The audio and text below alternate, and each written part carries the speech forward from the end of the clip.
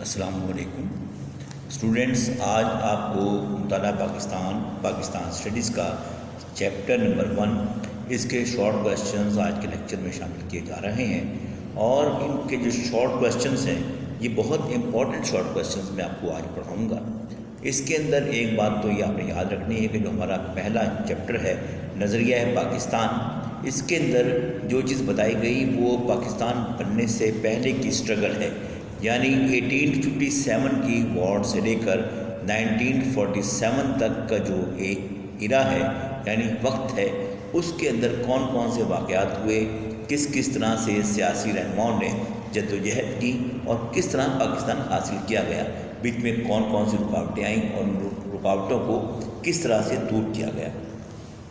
آتے ہیں پہلے شارٹ کویسچن کی طرف، جو میں نے آپ کے ساتھ اسکرین پر شیئر بھی کر دیا ہے۔ پہلا شارٹ کویسچن ہے دو قومی نظریہ یعنی two nation theory. Two nation theory کو آپ اپنے ذہن میں رکھیں گے۔ ٹو نیشن تھیوری کا مطلب ہے کہ ہندوستان کے اندر دو بڑی قومیں آباد ہیں، ایک ہندو ہیں جن کی تعداد تقریباً 80% ہے، اور دوسری جو بڑی قوم ہے وہ ہیں مسلمان، اور ان کی تعداد تقریباً 14% یعنی 14% ہے۔ باقی جو 6% لوگ ہیں ان میں عیسائی بھی ہیں، سکھ بھی ہیں اور دوسری قومیں بھی ہیں۔ اب مسلمانوں کا جو عقیدہ ہے وہ یہ ہے کہ مسلمان ہندوؤں سے الگ قوم ہے۔ ہندوؤں میں اور مسلمانوں کے اندر بہت بڑا فرق ہے، اور اس فرق نے ہندوؤں سے مسلمانوں کو الگ کیا ہوا ہے۔ 1000 سال سے زیادہ مسلمان اور ہندو ایک ساتھ رہے، لیکن ایک ساتھ رہنے کے باوجود بھی ان کے مذہب ایک دوسرے سے مختلف، ان کے رسم و رواج ایک دوسرے سے مختلف، ان کی خوراک ایک دوسرے سے مختلف، ان کے لباس ایک دوسرے سے مختلف، ان کی آپس میں شادیاں نہیں ہو سکتی، کوئی رسم و رواج ایک دوسرے سے ملتے نہیں۔ اور اس کا جو پس منظر بنتا ہے وہ یہ تھا کہ جب مسلمانوں کی حکومت یعنی مغل دور حکومت یہاں سے ختم ہوا اور انگریزوں کی حکومت آ گئی، انگریزوں کی حکومت آنے پر انہوں نے کہا کہ جی ہم یہاں پر برطانوی طرز حکومت لانا چاہتے ہیں۔ برطانوی طرز حکومت یہ تھا کہ جمہوری حکومت ہونی چاہیے، یعنی جس کی اکثریت ہوگی اس کی حکومت قائم ہوگی۔ اب یہاں کے جو مسلمان تھے ان کے دل میں یہ خیال پیدا ہوا کہ اگر ہندو یہاں سے اگر برٹش یہاں سے چلے بھی جاتے ہیں، جیسے وہ کہہ رہے تھے کہ جی ہم تو یہاں پر ایک اچھا نظام لانے کے لیے آئے، یہاں سے چلے بھی جاتے ہیں تو وہ جو حکومت جن کے حوالے کر کے جائیں گے وہ ہندو ہوں گے، ہندوؤں کے حوالے یہ حکومت ہوگی، ہندو اس پر قابض ہو جائیں گے، اور ہندوؤں کے قابض ہو جانے کے بعد یہاں پر مسلمانوں کے لیے کوئی جگہ نہیں ہوگی۔ اور یہی کام ہندوؤں نے کیا بھی۔ ہندوؤں نے ایسی تحریکیں چلائیں جیسے کہ آریہ سماج تھی کہ یہ ہندوؤں کا ملک ہے، اور یہاں پر مسلمان جو ہے دہشت گرد کے طور پر آئے، یہاں پر مسلمان جو ہے وہ گھس بیٹھیے کے طور پر آئے، دہشت گردی انہوں نے پھیلائی، تلوار کے زور سے یہاں پر انہوں نے اسلام قائم کیا۔ ہندو جو ہیں وہ ڈر کر اپنے مذہب کو انہوں نے چھوڑ دیا۔ تو اب ہندوؤں کا کہنا یہ تھا کیونکہ اب مسلمانوں کی حکومت یہاں سے ختم ہو چکی ہے، اب مسلمانوں کی طاقت کمزور پڑ چکی ہے، اس لیے وہ جو ہندو مسلمان ہوئے تھے وہ دوبارہ ہندو ہو جائیں، اپنے پرانے مذہب پر آ جائیں۔ دوسرا آپشن یہ ہے یا پھر وہ ہندوستان سے چلے جائیں، ہندوستان چھوڑ دیں۔ ہندوستان کے اندر کسی بھی غیر ہندو کی جگہ نہیں ہے، اور آج کل آپ دیکھ بھی رہے ہیں یہی تحریک نریندر مودی کی جو حکومت ہے اس میں یہ بات بڑی بندرجہ عدم موجود ہے، کہی جا رہی ہے کہ یہاں پر مسلمانوں کے لیے، سکھوں کے لیے کوئی جگہ نہیں ہے۔ مسلمان بھی تحریکیں چلا رہے ہیں اور اسی طرح سکھ بھی جو ہے اپنی تحریکیں چلا رہے ہیں، آپ کو یہ تمام کی تمام چیزیں نظر آ رہی ہیں۔ یہ بات تھی کہ مسلمانوں کے لیے ایک علیحدہ ملک ہونا چاہیے جہاں پر وہ اپنے مذہب کے مطابق، اپنی روایات کے مطابق زندگی گزار سکیں۔ اس کے بعد ایک اور جو سوال آتا ہے شارٹ سوالوں کے حوالے سے، وہ 1857 کی جنگ آزادی کے بعد کا ہے۔ اس 1857 کی جنگ آزادی کے بعد جو دوسرا معاملہ اٹھا یہ تھا کہ برطانوی حکومت قائم ہو گئی، اور برطانوی حکومت یہ سمجھتی تھی کہ مسلمان جو ہیں ان کو اپنا دشمن سمجھتے ہیں، اور اس طرح مسلمانوں میں اور برٹش کے اندر ایک بہت بڑا گیپ تھا۔ اب اس گیپ کو کیسے فل کیا جائے؟ اس گیپ کو فل کرنے کے لیے سر سید احمد خان نے ایک کتاب لکھی، اور کتاب کا نام تھا اسباب بغاوت ہند، یعنی کازز آف انڈین میوٹنی۔ کہ اسباب کیا تھے اس جنگ کے، اور یہ بات کی سر سید نے کہ یہ جنگ نہیں تھی، کچھ شرارتی لوگ تھے، ان کا کھڑا کیا ہوا یہ ہنگامہ تھا، اور ان کو اگر آپ ٹھیک کرنا چاہتے ہیں تو یہ ہے کہ جو برٹش کے اور مسلم کے درمیان گیپ ہے، اس گیپ کو فل کیا جائے۔ سر سید نے اس کی 502 کاپیاں کروائی تھیں، 500 کاپیاں سر سید نے برٹش پارلیمنٹیرینز کو بھیجی تھی، ایک کاپی سر سید نے اپنے لیے رکھی تھی، اور ایک کاپی جو ہے وہ وائسرائے آف انڈیا کو بھیجی تھی۔ اور سر سید اس میں کامیاب بھی ہوئے بہت حد تک کہ انگریزوں میں اور مسلمانوں کے اندر جو گیپ تھا اس کو فل کیا جائے۔ پھر سر سید نے یہ کہا کہ مسلمانوں کو تعلیم حاصل کرنی چاہیے، سیاست سے دور رہنا چاہیے، یہ بھی اگلے شارٹ کویسچنز میں آپ سے بات کروں گا۔ اور پھر سر سید نے جو سیاست سے دور رہنے والی بات کی تھی اس کو بھی ذرا سن لیجیے۔ 1885 میں کانگریس بنی، جب کانگریس بنی تو سر سید نے کہا کہ یہ ہندوؤں کی جماعت ہوگی، اس میں مسلمان شامل نہ ہوں، جب مسلمان اس میں شامل نہیں ہوں گے تو لازمی سی بات ہے مسلمان اس سے دور رہیں گے۔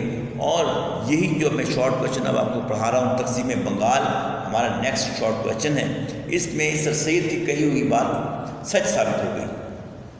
1905 میں لارڈ کرزن وائسرائے تھے انڈیا کے، وہ بنگال کے دورے پر گئے۔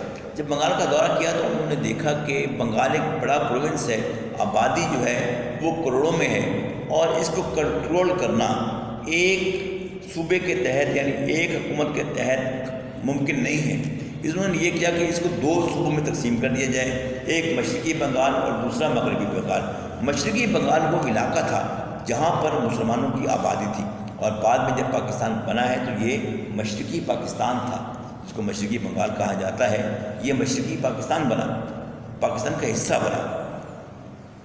اب یہاں پر مسلمان تھے، اور جتنی بھی سیٹیں ملی ہیں مسلمانوں کو مل گئیں، جو بھی پوسٹ آئیں مسلمز کو ملی، کیونکہ وہاں اکثریت میں مسلمان تھے۔ اب یہ بات ہندو برداشت نہ کر سکی، کانگریس برداشت نہ کر سکی۔ کانگریس اور ہندو دونوں نے اس کی مخالفت کی، اور مخالفت اس حد تک بڑھی کہ انگریز حکومت اس بات پر مجبور ہو گئی کہ انہوں نے جو تقسیم بنگال تھا اس کو پھر منسوخ کیا، اور پھر بنگال کو ایک کر دیا گیا۔ یہ ہے 1911 کا سال۔ ان دا ایئر 1911 بنگال کو پھر دوبارہ ایک کر دیا گیا۔ پھر بیٹا اس کے بعد جو سوال آتا ہے ہمارے پاس وہ ہے شملہ وفد۔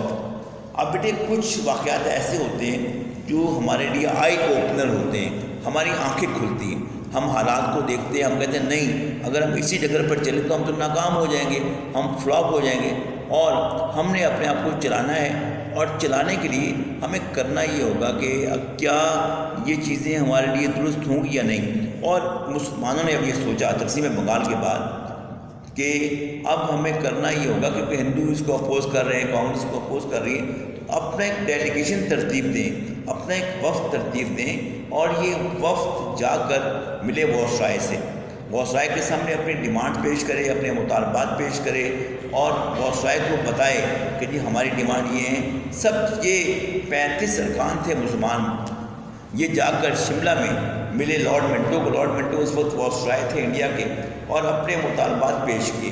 انہوں نے یہ مطالبہ پیش کیا، سب سے پہلا ان کا مطالبہ تھا سیپریٹ الیکٹوریٹ، یعنی جداگانہ انتخاب، مسلمان کو ووٹ کریں گے اور ہندو کو ووٹ کریں گے۔ لارڈ منٹو نے بڑی توجہ سے بات سنی، اور اس کے بعد لارڈ منٹو نے کہا جی ٹھیک ہے آپ کی بات کو ہم مانتے ہیں، اور اس کے لیے ہم یہ کریں گے کہ اب جو آگے قانون بنے گا اس قانون کے اندر، اس قانون میں ہم یہ بات شامل کر دیں گے، یہ بات رکھ دیں گے کہ مسلمان کو ووٹ کریں، ہندو کو ووٹ کریں۔ اور 1909 کے اندر ایک لا بنا، ایک قانون بنا، اور اس کے تحت یہی کیا گیا۔ 1909 میں جو قانون بنا اس کو منٹو مارلے ریفارمز کہا جاتا ہے۔ اس میں ہندو کو ووٹ کرتے ہیں، مسلمان کو ووٹ کرتے ہیں، سیپریٹ الیکٹوریٹ یعنی جداگانہ انتخاب کا قانون اس کو کہا جاتا ہے۔ اس کے بعد جو بیٹے اگلا سوال ہے اس کو بھی ذرا توجہ سے سنیے گا۔ جب یہ لوگ واپس آئے، اور واپس آنے کے بعد یہ ایک تنظیم بنائی تھی سر سید احمد خان نے، اس کا نام تھا محمدن ایجوکیشنل کانفرنس۔ محمدن ایجوکیشنل کانفرنس کا اجلاس جاری تھا۔ اس میں نواب سلیم اللہ خان موجود تھے، نواب وقار الملک موجود تھے، اس کے ساتھ ساتھ حکیم اجمل خان موجود تھے، مولانا حضرت موہانی موجود تھے۔ اس طرح بہت بڑی پرسنالٹیز جو سیاست میں آتی ہیں وہ اس میں موجود تھی۔ نواب سلیم اللہ خان نے ایک سجیشن دی کہ مسلمانوں کی بھی اپنی ایک جماعت ہونی چاہیے، مسلمانوں کی اپنی سیاسی پارٹی ہو۔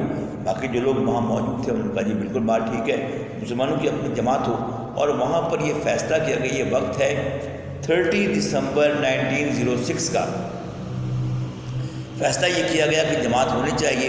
اور اس کے مقاصد کیا تھے؟ ایک شارٹ کوشچن ہمارے پاس یہ ہے کہ جب مسلم لیگ بنی تو اس کے مقاصد کیا تھے؟ اس کے مقاصد کے اندر ایک مقصد تو یہ تھا کہ ہندوستانی مسلمانوں میں برطانوی حکومت کے لیے وفاداری کے جذبات پیدا کرنا، اور حکومت کی کسی کارروائی سے مسلمانوں کے دلوں میں پیدا ہونے والے شبہات کو دور کرنا، مسلمانوں کے حقوق بالخصوص سیاسی حقوق کی حفاظت کرنا، اور خواہشات و ضروریات کو مؤدبانہ طریقے سے حکومت تک پہنچانا۔ اس کے بعد دوسری جو ہمسایہ قومیں ہیں ان کے ساتھ دوستی اور مفاہمت پیدا کرنا۔ بیٹا ایک اور شارٹ کویشچن ہے جو لانگ کویشچن کا حصہ ہے، لیکن وہ بھی پیپر میں آ چکا ہے، لارڈ کویشچن سے اٹھ کر آیا تھا۔ سر سید کا جو لانگ کویشچن ہے اس میں سے یعنی تحریک علی گڑھ کے مقاصد کیا تھے؟ تحریک علی گڑھ کے مقاصد اور یہ جو مقاصد ہیں مسلم لیگ کے، یہ تقریباً ایک جیسے ہیں۔ ان میں ذرا توجہ سے سنیں ان کو۔ مسلمانوں اور انگریزوں میں مفاہمت پیدا کرنا یعنی کانسلیشن بٹوین مسلمس اینڈ برٹش، اور دونوں کو ایک دوسرے کے قریب لانا۔ اس کے بعد مسلمانوں میں تعلیم عام کرنا، انہیں انگریزی زبان اور علوم کی تعلیم دینا۔ اس کے بعد مسلمانوں کو انگریزوں کی وفادار رعایا بنانا اور انہیں سیاست سے الگ رکھنا، مسلمانوں اور ہندوستان کی دوسری قوموں سے مفاہمت اور دوستی کے تعلق کو پروان چڑھانا۔ ٹھیک ہے بیٹا، اس کے بعد جو ہمارے پاس سوال ہے وہ ہے قرارداد پاکستان کی اہمیت۔ آپ جو لانگ کویشچن پڑھیں گے ان کے اندر سر سید احمد خان، مسلم لیگ اور اس کے ساتھ قرارداد پاکستان اور 3 جون کا منصوبہ، یہ لانگ کویشچن آپ کو پڑھائے جائیں گے۔ جو چیز اس وقت میں آپ کو بتا رہا ہوں وہ ہے قرارداد پاکستان کی اہمیت۔ قرارداد پاکستان کی اہمیت یہ ہے کہ 1940 کو مارچ 1940 23 مارچ 1940 کو یہ قرارداد پیش کی گئی تھی، اور اس میں تمام کے تمام جو ہندوستان کے مسلمان تھے انہوں نے یہ بات مان لی تھی کہ ہمارا ایک واحد لیڈر ہے، اور وہ لیڈر ہے قائد اعظم، اور جو ہمیں جماعت پاکستان بنا کر دے گی وہ ہے مسلم لیگ۔ یہ اس پر سب کے سب لوگ اکٹھے ہو گئے، اور ایک ہی سلوگن تھا، لے کر رہیں گے پاکستان، بن کے رہے گا پاکستان۔ پاکستان کا مطلب کیا؟ لا الہ الا اللہ۔ اس پر وہ لوگ چلے، اور 7 سال کے عرصے میں وہ پاکستان بنانے میں کامیاب ہو گئے۔ 7 سال کے مختصر عرصے میں پاکستان بن گیا۔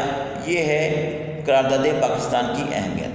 اب دیکھیے جب یہ قرارداد پاس ہو گئی اور ہر طرف پاکستان کے نعرے لگنے لگے، تو اب جو ہندو اور برٹش تھے ان کا کہنا یہ تھا کہ یہ ہندوستان ٹوٹنا نہیں چاہیے، یہ ایک ہی رہے۔ تو ان کے لیے انہوں نے ایک کابینہ مشن پلان انگلینڈ سے بھیجا، اور وہ آ کر لیڈروں سے ملا، اور انہوں نے اپنی جو ہے وہ رائے دی، اور انہوں نے کہا کہ جی ہم یہ چاہتے ہیں گروپ بن جائیں، 3 گروپ بنا دیتے ہیں ہم۔ پہلے 6 صوبے ہوں گے وہ ہندو صوبے ہوں گے، پھر 3 صوبے ہوں گے وہ مسلمان ہوں گے، اور 2 صوبے ہوں گے وہ مسلمان ہوں گے، اور صوبائی گروپوں کی آزادی ہوگی، اور مجموعی مرکزی حکومت کا قیام ہوگا۔ یہ انہوں نے بات کی، لیکن یہ بات پہلے تو مسلم لیگ مان رہی تھی، لیکن پھر بعد میں مسلم لیگ نے بھی نہیں مانا، اور اسی بات کو جو ہے وہ کانگریس بھی ماننے کے لیے تیار نہ ہوئی۔ اس کے بعد ایک بہت امپورٹنٹ کویشچن، اور بہت امپورٹنٹ کویشچن ہے شملہ کانفرنس۔ شملہ کانفرنس جو ہے یہ ان دا ایئر 1944 وائسرائے بنا ویور۔ 1945 میں شملہ کے مقام پر اس نے ایک کانفرنس کا اہتمام کیا، اور اس نے کہا کہ جی جو کمانڈر ہے فوج کا، کمانڈر ان چیف ہے وہ برٹش ہوگا، باقی تمام ارکان ہندوستانی ہوں گے۔ اس میں گاندھی نے شرکت نہیں کی تھی۔ قائد اعظم نے کہا تھا کہ مسلمانوں کی واحد نمائندہ جماعت مسلم لیگ ہے، اور ایک جو مخصوص نشست ہے وہ مسلم لیگ کو ملنی چاہیے۔ یہ جب بات ہو گئی، اور اس کے بعد وائسرائے نے کہا یہ نہیں، یہ سیٹ یونینسٹ پارٹی کو ملنی چاہیے، کانگریس نے کہا کہ نہیں جی یہ کانگریس کو ملنی چاہیے۔ اس طرح یہ کانفرنس ناکام ہو گئی۔ اس کے بعد آخری سوال کی طرف آتے ہیں۔ آخری سوال ہے قانون آزادی ہند کے نکات۔ 15 اگست 1947 کو ہندوستان پر برطانوی حکومت یعنی برطانوی اقتدار ختم ہو جائے گا، ہندوستان کو خود مختار ریاستوں میں تقسیم کر دیا جائے گا، برطانوی تاجدار کے خطابات سے شہنشاہ ہندوستان کا خطاب حذف کر دیا جائے گا۔ جب تک دونوں ریاستیں اپنے اپنے دستور تیار نہیں کر لیں گی، اس وقت تک 1935 کا گورنمنٹ آف انڈیا ایکٹ دونوں یعنی ملکوں کے اندر نافذ رہے گا، اس وقت تک یہ نافذ رہے گا۔ بیٹا یہ ہمارا فرسٹ لیکچر ہے، اور اس کے بعد جو لیکچر ہوگا اس کے اندر میں لانگ کویشچنس وہ انکلوڈ کروں گا، اور اس چیپٹر کے یعنی چیپٹر نمبر 1 میں ہمارے 3 لیکچرز ہوں گے۔ پہلے لیکچر میں نے انکلوڈ کیا ہے شارٹ کویشچنس کو، اور اس کے بعد جو اگلے ہمارے یعنی لیسن چلیں گے ان کے اندر میں لانگ کویشچنس کو انکلوڈ کروں گا۔ 3 لیکچرز میں انشاءاللہ العزیز ہمارا چیپٹر نمبر 1 جو ہے وہ کمپلیٹ ہو جائے گا۔